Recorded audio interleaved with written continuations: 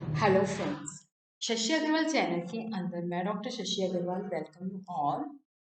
आज का जो हमारा टॉपिक है that is the criticism of सेल्स लॉ ऑफ मार्केट।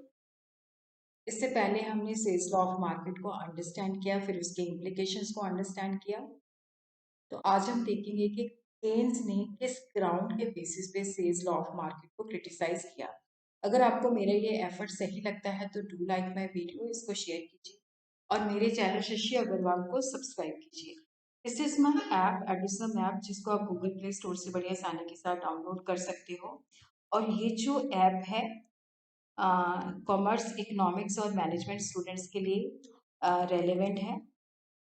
काफ़ी सारा फ्री स्टडी मटेरियल और काफ़ी सारे मॉक टेस्ट प्रोवाइड करती है।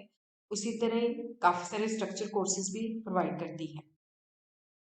सबसे पहले हम ब्रीफ ओवरव्यू ऑफ सेल्स लॉ ऑफ मार्केट। सेल्स लॉ ऑफ मार्केट के ऊपर classical theory is based. According to सेल्स लॉ ऑफ मार्केट, सप्लाई जो है अपनी डिमांड खुद क्रिएट करती है, क्योंकि यहाँ पे जितनी भी चीज़ें हम प्रोड्यूस करते हैं, जो पैसा उससे वसूल होता है वो सारा का सारा फैक्टर्स ऑफ प्रोडक्शन में लैंड है तो रेंट, लेबर है तो वेजेस, कैपिटल है तो इंटरेस्ट, एंटरप्रेन्योर है तो प्रॉफिट, उसमें डिस्ट्रीब्यूट हो जाता है और वो जाके मार्केट के अंदर चीज़ों की डिमांड करते हैं। वजह से क्या होता है कि जितनी सप्लाई होती है उतनी ही डिमांड।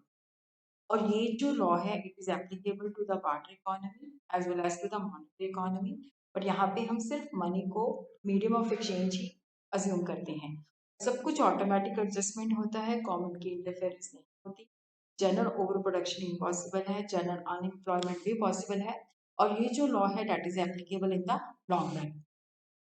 तो लॉर्ड केन्स ने कहा कि जैसे ये लॉ कहता है कि जनरल ओवर प्रोडक्शन पॉसिबल नहीं है, but according to Keynes general over production possible है, क्योंकि हमें पता है कि एग्रीगेट डिमांड कंजम्पशन डिमांड और इन्वेस्टमेंट डिमांड के ऊपर डिपेंड करती है।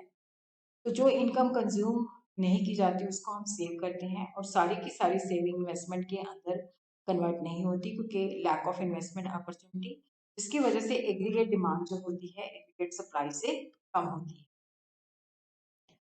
उसी तरह जनरल अनएम्प्लॉयमेंट भी पॉसिबल है, क्योंकि उसने कहा कि जब वेजेस हम कट कर देते हैं तो उससे क्या होता है कि लेबर की डिमांड बढ़ जाती है और फुल एम्प्लॉयमेंट रिस्टोर हो जाती है।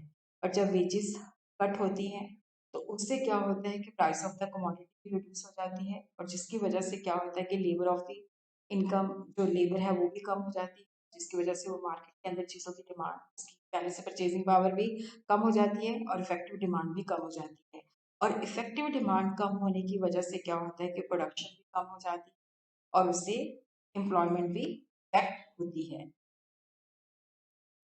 और लैक ऑफ ऑटोमेटिक एडजस्टमेंट, क्योंकि से का ये मानना है कि सब कुछ ऑटोमेटिक एडजस्टमेंट हो जाता है, डिमांड और सप्लाई जो है अपने आप को एडजस्ट हो जाते हैं। देखो, ऑटोमेटिक एडजस्टमेंट तभी पॉसिबल है जब सारी की सारी सेविंग इन्वेस्टमेंट के अंदर कन्वर्ट हो जाए।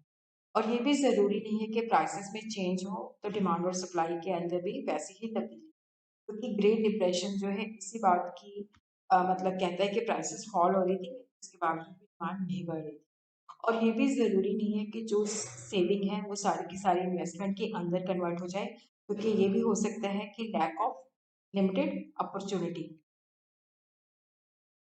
कि हमारे पास पूरी इन्वेस्टमेंट अपॉर्चुनिटी अवेलेबल नहीं होती। उसी तरह से का जो लॉ है वो भी लॉजिकल नहीं है, क्योंकि ये कहता है कि एग्रीगेट डिमांड जो होती है इतनी होती है जिससे हम सारी चीज़ों को प्रोड्यूस, सारी चीज़ों को खरीद सकें, सारी चीज़ें जो बनती हैं उनको हम खरीद सकें। हमें पता है कि एग्रीगेट डिमांड जो है that is equal to consumption plus investment. According to Keynes consumption और इन्वेस्टमेंट अलग अलग फैक्टर्स के द्वारा प्रभावित होते हैं। कंजम्पशन जो है डिपेंड करती है income of the individual, psychological factors. Investment depend करती है interest and expected profitability that is the marginal efficiency of capital. और उसी तरह क्या है कि जिस रेशो के अंदर इनकम इंक्रीज होती है नेसेसरी नहीं है तो उसी रेशो के अंदर कंजम्पशन और इन्वेस्टमेंट भी इंक्रीज करे, और जिसकी वजह से क्या होता है कि एग्रीगेट डिमांड और एग्रीगेट सप्लाई इक्वल नहीं होती। और उसी तरह ही से का ये मानना है कि सेविंग और इन्वेस्टमेंट के अंदर जो संतुलन है वो चेंजेस इन इंटरेस्ट रेट के द्वारा लाया जा सकता है। बट अकॉर्डिंग टू केन्स ये जो इक्विलिब्रियम है that is changes in the level of income के द्वारा लाया जाता है। और प्लान इन्वेस्टमेंट प्लान सेविंग के बराबर नहीं होती, जिसकी वजह से एग्रीगेट डिमांड और एग्रीगेट सप्लाई जो है इक्वल नहीं होती। हाँ, एक्चुअल सेविंग और एक्चुअल इन्वेस्टमेंट जो होती है वो बराबर होती है। और सीएस के लॉ ने मीडियम को मनी को सिर्फ एक बेल माना, मीडियम ऑफ एक्सचेंज, कि इसको दे के हम चीज़ों को खरीद सकते हैं, चीज़ों को बेच सकते हैं। बट मनी जो है that also act as a store of value, जिसको हम स्टोर करके भी रख सकते हैं। स्टेट की लॉ ने कहा कि सब कुछ ऑटोमेटिक फोर्सेस द्वारा एडजस्ट होगा, स्टेट की इंटरफेरेंस नहीं है होती। लेकिन पॉवर्टी और अनएम्प्लॉयमेंट को दूर करने के लिए गवर्नमेंट को इंटरफेयर करना पड़ता है, इकोनॉमी संतुलन लाने के लिए गवर्नमेंट की इंटरफेरेंस मस्ट है। और उसी तरह से का जो लॉ है ये लॉन्ग रन के अंदर एप्लीकेबल है। ये शॉर्ट रन की जो प्रॉब्लम्स होती है उसको हाईलाइट नहीं करता, कोई सोल्यूशन प्रोवाइड नहीं करता, जबकि शॉर्ट रन जो है according to Keynes that is more important. Long run के अंदर तो वी ऑल आर डेड। और उसी तरह सेका लॉ कहता है कि इकोनॉमी हमेशा संतुलन में होती है, वहाँ पे कोई इकोनॉमिक फ्लक्चुएशंस नहीं होती, ट्रेड साइकिल नहीं होते। बट रियलिटी के अंदर इकोनॉमी ट्रेड साइकिल फेस करती है, कभी मंदा है तो कभी तेजी है। और उसी तरह इसने जो पार्शियल इक्विलिब्रियम का रिजल्ट था उसको जनरल इक्विलिब्रियम पे लगा दिया। Partial equilibrium analysis which could apply to a particular industry has been extended to an economy as a whole. अगर एक इंडस्ट्री जो है अपनी वेजेस कम करती है, एक फर्म अपनी वेजेस को कम करती है, तो वो डिमांड उसकी इंक्रीज होती है। बट अगर सारी फर्में जो हैं इकोनॉमी के अंदर वेज रेट कट कर दें तो उससे डिमांड नहीं बढ़ती। तो उसने एक इंडस्ट्री का जो रिजल्ट था उसको पूरी इकोनॉमी पे लगा दिया, जो कि सही नहीं है। उसी तरह क्या है कि केन्स ने के मुताबिक कि से का ये कहना था कि जो संतुलन होता है फुल एम्प्लॉयमेंट की सिचुएशन में होता है। बट अकॉर्डिंग टू केन्स संतुलन जो है अंडर एम्प्लॉयमेंट सिचुएशन में भी पॉसिबल है। और लॉर्ड केन्स ने जो इनकम एक्सपेंडिचर अप्रोच की है इंस्टेड ऑफ एमबी अप्रोच, जिसके अंदर क्या है कि एग्रीगेट डिमांड को हम इंक्रीज कर सकते हैं। एग्रीगेट डिमांड का मतलब है quantity of money multiplied by velocity of money. और इसमें ये बात तो सही है कि जो सारा का सारा से मतलब जो भी इनकम हमें जो भी चीज़ें प्रोड्यूस होती हैं, जो वैल्यू होती है वो सारी की सारी फैक्टर्स ऑफ प्रोडक्शन में डिस्ट्रीब्यूट हो जाती है।